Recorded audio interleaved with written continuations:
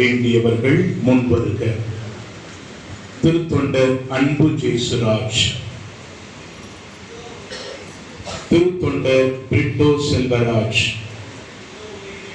திருத்தொண்டர் infant பிரபன்சியோ,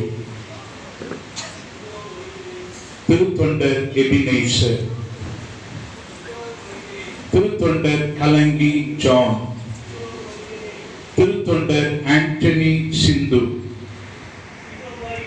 திருத்தொண்டர் Joseph Andrew, திருத்தொண்டர் Felix, திருத்தொண்டர் Linus, திருத்தொண்டர் சாம் Minto Joy, திருத்தொண்டர் சகாய Michael Antony.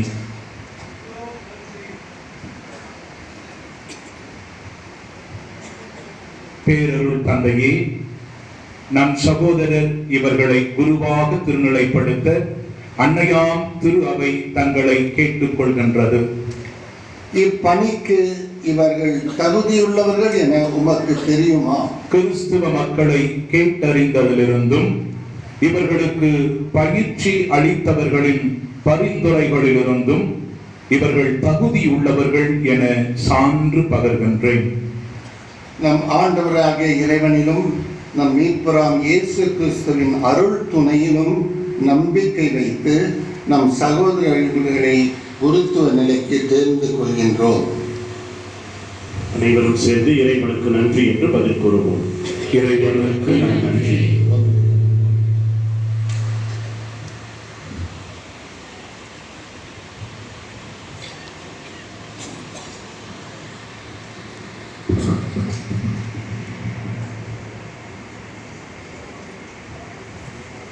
இயேசுவில் அன்புக்குரியவர்களே, ஒரு சில வார்த்தைகள் கூற விருப்பப்படுகின்றேன்.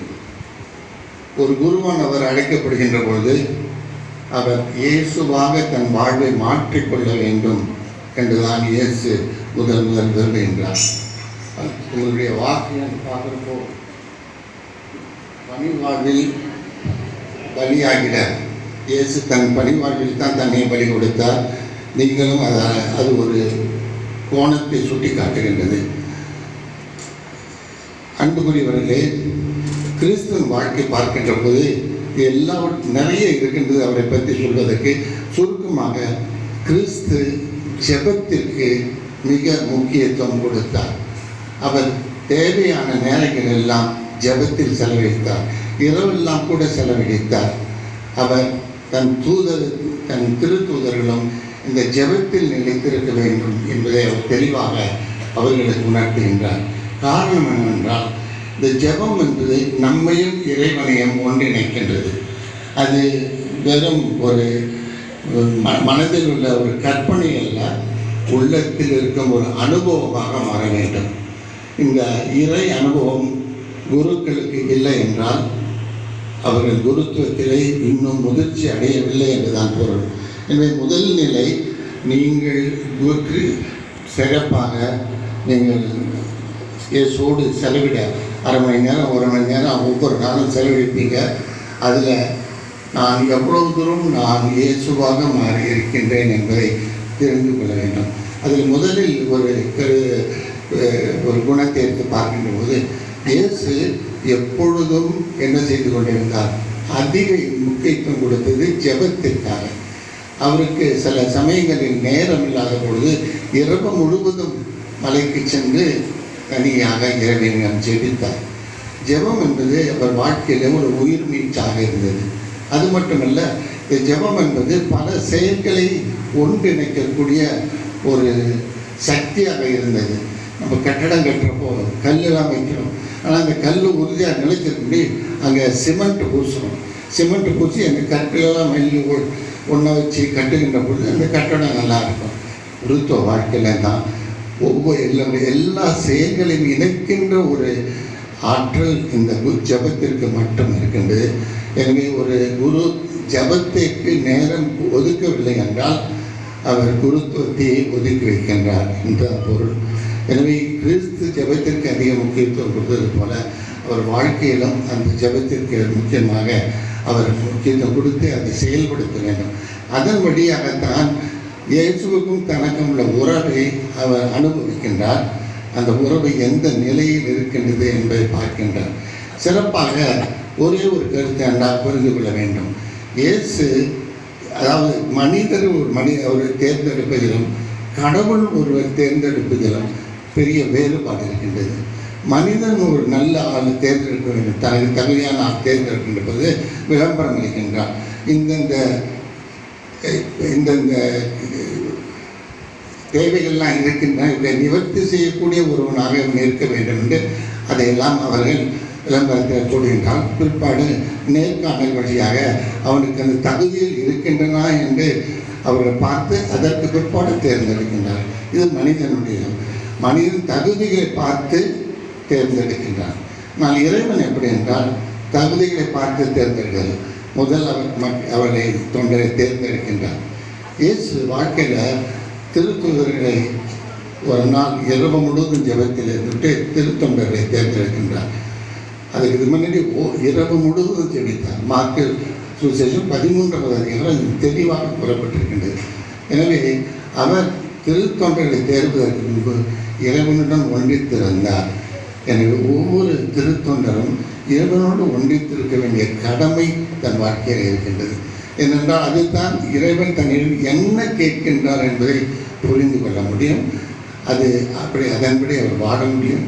அதற்கு நம்முடைய ஜெப நேரங்களிலே நம்மையே நாம் சீர்தூக்கி பார்க்கும்போது நமக்கு தெளிவு கிடைக்கும். உண்மையாகவே நாம் மாறி வருகின்றோமா அல்லது இன்னும் மோசமான நிலைக்கு போய் கொண்டிருக்கின்றோமா, இன்றைக்கு நான் என்ன செய்ய வேண்டும் என்ற ஒன்று. இது முதல்வரையாக வைத்துக் கொள்ளும். இரண்டாவது, மனிதர்கள் ஒருவனை தேர்ந்தெடுக்கின்ற பொழுது அவங்க தகுதியை பார்த்து தான் தேர்ந்தெடுக்கின்றார்கள். முதல்ல விளம்பரம் போடுறாங்க, நேர்காணல் வழியாக நிறைய பேர் வராங்க. அதில் என்ன தகுதி உனக்கு வேணுன்றது தெளிவாக குறிப்பிடுறாங்க. அதுக்கு நிறைய பேர் விண்ணப்பிக்கின்றாங்க. அவர்களை கூப்பிட்டு நேர்காணல் வழியாக திரும்பவும் இந்த தகுதி உள்ளவன் எப்படி இருக்கின்றான் என்று பார்க்கின்றார். ஆனால் இறைவனுடைய பணி என்னவென்றால் முதல் அவர் தேர்ந்தெடுக்கின்றார், தேர்ந்தெடுத்து தகுதி உள்ளவனாக மாற்றுகின்றார். மனிதனுக்கும் இறைவனுக்கும் உள்ள வேறுபாடு இதுதான். எனவே திருத்தூதர்களை முதலில் தேர்ந்தெடுத்தார்.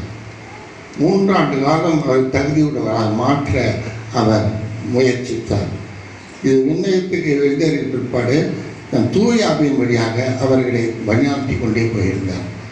எனவே ஒரு குருவானவர் தேர்ந்தெடுக்கப்பட்ட பிற்பாடு அவர் வாழ்க்கையில் என்ன இருக்க வேண்டும் என்றால் அந்த கடவுளுடைய கண்ணோட்டம், நான் என்றைக்கும் இயேசுவாக மாறி மக்களிடத்திலே பணி செய்கின்றனர்.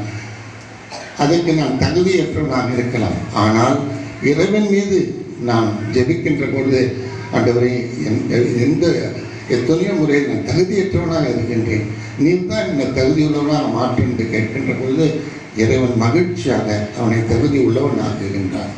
எனவே தற்பெருமை என்பது குருத்துவ வாழ்வில் பெரிய ஒரு இடையூறு. அந்த தற்பெருமை இருக்கின்ற போது அவன் முன்னர் குருவாக இருக்கவே முடியாது. அதே போல் இந்த தற்பெருமைக்கு அடிப்படையாக இருக்கின்றது பணம். அவன் என்றைக்கு எந்த குருவானால் பணத்தை அதிகமாக வைத்து தன்னுடைய பேங்க் அக்கௌண்ட்டை சேர்க்கணும்னு நினைத்து ஆசைப்பட்டு சேர்த்துட்டு வராரோ அவருக்கு கடவுள் மேல் அருமையாக தெரியல, தன் மேலே இந்த பணத்தின் மேல் தான். இதை இறைவன் விரும்புவது கிடையாது. மக்கள் கூட ஒரு குருத்துவை பார்த்து அவர் பணம் சேர்க்கிறவர்கள் பணம் அடிக்கடி கட்டாயப்படுத்தி வாங்கி அப்படி செய்கிறவங்க இருந்தால் அவங்களுக்கு பிடிக்கவே பிடிக்காது.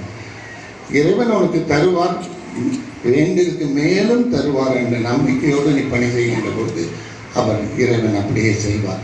இது தகுதி உள்ளவன் ஆக்குவதற்கு இறைவன் செய்கின்றது. அன்புக்குரியவர்களே, நீங்கள் குருவாக தேர்ந்தெடுக்கப்படுகின்ற போது நீங்கள் தகுதி உள்ளவர்கள் என்று எண்ணிக்கொள்ள வேண்டாம். உங்களை தேர்ந்தெடுத்தார், உங்களை தகுதியுள்ளவர் ஆக்குவதற்காக தேர்ந்தெடுத்தார். ஆனால் கடவுள் உங்களை தகுதியுள்ளவராக ஆக்க முயற்சிக்கின்ற பொழுது நீங்கள் அவரோடு ஒத்துழைக்காவிட்டால் அவர் எப்படி உங்களை தகுதியுள்ளவர் ஆக்க முடியும்? உங்கள் விருப்பத்திற்கு எதிராக உங்கள் உள்ளிருக்கும் விழுமியங்கள் அடிப்படையில் அது இல்லை என்றால் அவர் செயலற்று போயிடுவார். எனவே உங்கள் வாழ்க்கையில் நீங்கள் உண்மையிலே செயல்பட வேண்டும் என்றால் இயேசுவின் அன்பாலும் தூய ஆவியின் ஆற்றலாலும் இயக்கப்பட வேண்டும். அப்பொழுது நீங்கள் இயேசுவாக மாறக்கூடிய வாழ்வு. இவைகள் தான் நம் வாழ்க்கையில் மிக மிக முக்கியமானவை. அதன்படியாக தான் கடவுள் அவங்களை தகுதியுள்ளவர் ஆக்குவார். தகுதியுள்ளவர் ஆக்குவதற்கு நீங்கள் எப்படி ஒத்துழைக்க வேண்டும்? முதல் கிறிஸ்துவோட உரையாட வேண்டும். அதுதான் ஜெபம் என்றது. அதிக முயற்சிகள் எடுக்க முடியும். அதுதான் நம்முடைய வாழ்க்கையை பார்த்து சீர்தூக்கி பார்ப்பது. இவைகளெல்லாம் ஒரு குருத்துவ வாழ்வில் இல்லை என்றால் அவர் வாழ்க்கை நேர்மையாக செல்ல முடியாது. எனவே இந்த அடிப்படையில் உங்கள் குருத்துவத்தை நீங்கள் வாழ முயற்சிக்க வேண்டும். இறைவன் அதை உங்களை தகுதியுள்ளவர் ஆக்குவார் என்ற நம்பிக்கையிலே அவர் தகுதியுள்ளவர் ஆக்குவதற்கு உண்மையாகவே உங்களை நீங்கள் தயார் செய்து அவரிடம் ஒப்படைத்தீர்கள் என்றால் உங்களை தகுதியுள்ளவர்களாக்கி உங்கள் வழியாக பல அற்புதங்களையும் அவர் செய்யக்கூடிய ஆற்றல் இருக்கின்றது. எனவே இதை மனதில் வைத்துக்கொண்டு இந்த குருத்துவ அருட்பொழிவு சடங்குகளை நாம் ஆரம்பிப்போம்.